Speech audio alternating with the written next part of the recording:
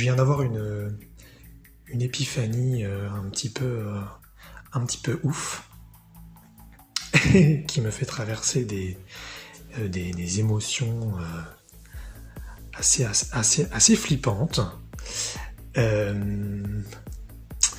repensais un petit peu à plusieurs approches de la mort qu'on peut trouver. Donc, il y en a qui pensent qu'il n'y a rien, il y en a qui pensent que c'est le paradis, l'enfer, il y en a qui pensent que c'est la réincarnation.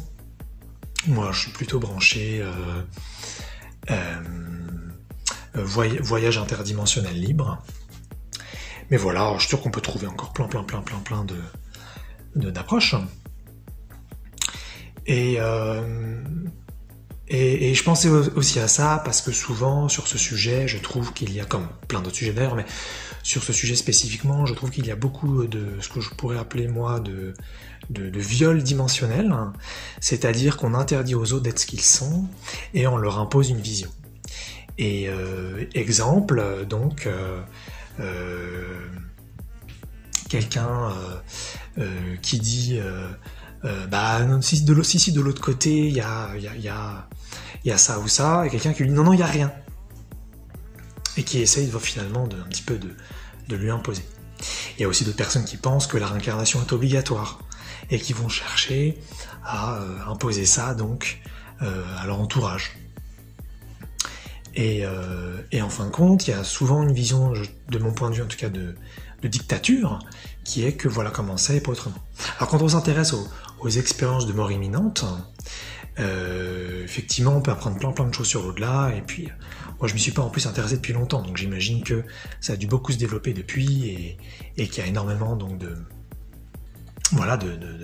beaucoup de documentation en plus là-dessus. Mais là je viens d'avoir une épiphanie encore plus ouf. C'est pour ça d'ailleurs que je vous invite, qui que vous soyez, à vraiment avoir votre dimension à vous, vos pensées, vos émotions, vos sensations, votre identité. Puisque pour moi, vraiment, la vérité, c'est vous. En fait, il y a un truc, moi, qui me semblait pas possible du tout, depuis toujours, c'était justement l'annihilation. C'est-à-dire, je meurs, il n'y a plus rien.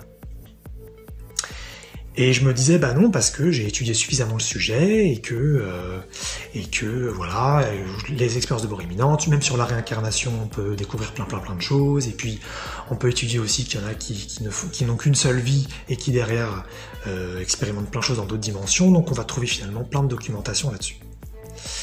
Et je me disais, c'est sûr, il n'y a rien de l'autre côté. Lapsus!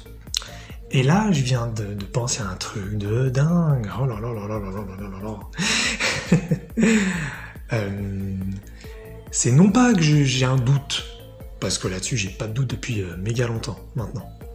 Non pas que j'ai un doute sur le fait que, peut-être que je me suis trompé, peut-être qu'il y a rien, machin. J'ai là où parfois, en revanche, je peux ressentir d'ailleurs des mini-doutes sur la forme exacte. Mais en fait, là, je viens d'aller à un niveau beaucoup plus profond. C'est assez impressionnant. En fait, pour moi... ce qui compte, c'est la liberté dimensionnelle, ou tout simplement la liberté d'être soi. Quand là je parle de liberté dimensionnelle, je veux dire liberté d'avoir sa propre dimension, et donc liberté d'être soi, quoi. Et je me disais qu'en fin de compte, le viol dimensionnel, donc, comme je l'ai dit un peu plus tôt, c'est donc d'imposer sa vision aux autres. Et je me rends compte que moi, j'ai participé au viol des autres, comme les autres m'ont violé, puisque beaucoup de gens m'ont dit comment il fallait penser, et par exemple, ce qu'il fallait attendre de l'autre côté. Bon, il y a plein de gens qui disent mais on ne saura jamais, et alors qu'ils ne sont pas renseignés, et ils veulent pas se renseigner, donc ça peut faire des influences assez fortes. Et là je me disais mais qu'en fin de compte, la liberté pour moi de Dieu, ou la liberté de l'amour, ou la liberté tout court, comme on veut, c'est de choisir. Et donc je viens de me dire mais alors attends, si vraiment on peut choisir de ce qu'on veut, eh bien on peut pas nous imposer quelque chose. Et donc si quelqu'un a envie d'être annihilé en passant de l'autre côté, c'est son droit le plus fondamental. Ça me fout, ça me touche cette idée, je l'avais jamais eue avant. Je pense que j'avais un petit peu peur de cette possibilité.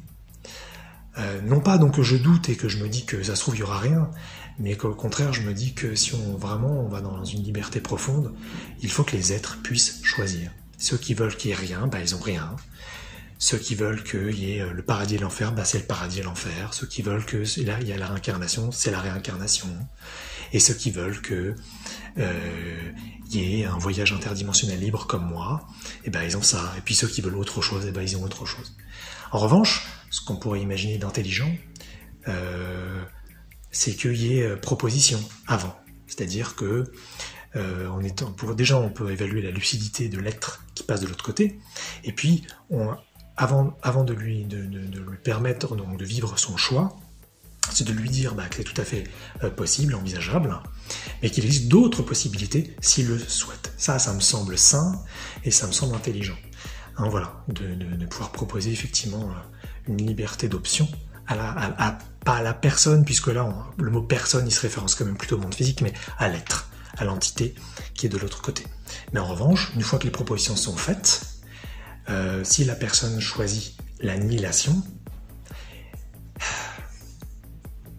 il me semble que ce serait un viol de lui interdire. Donc là, ce que je lui dis, ça va très très loin, puisque là, ça voudrait dire, l'annihilation, c'est la fin de la personnalité, la fin de la conscience, la fin de l'être, la fin de l'entité, définitivement. Et c'est vrai que jusqu'ici, j'étais convaincu que on pouvait jamais disparaître, finalement. Et donc là, ce serait pas une séparation de Dieu, hein. C'est pas ce que je dis là, puisque on pourrait imaginer que le corps énergétique continue d'exister, mais que la conscience et la personnalité ont disparu, et peut-être que quelqu'un d'autre va utiliser ce corps énergétique. Ça, c'est une totale hypothèse, évidemment. Je veux juste dire que ça sans doute beaucoup plus complexe que je ne l'imagine.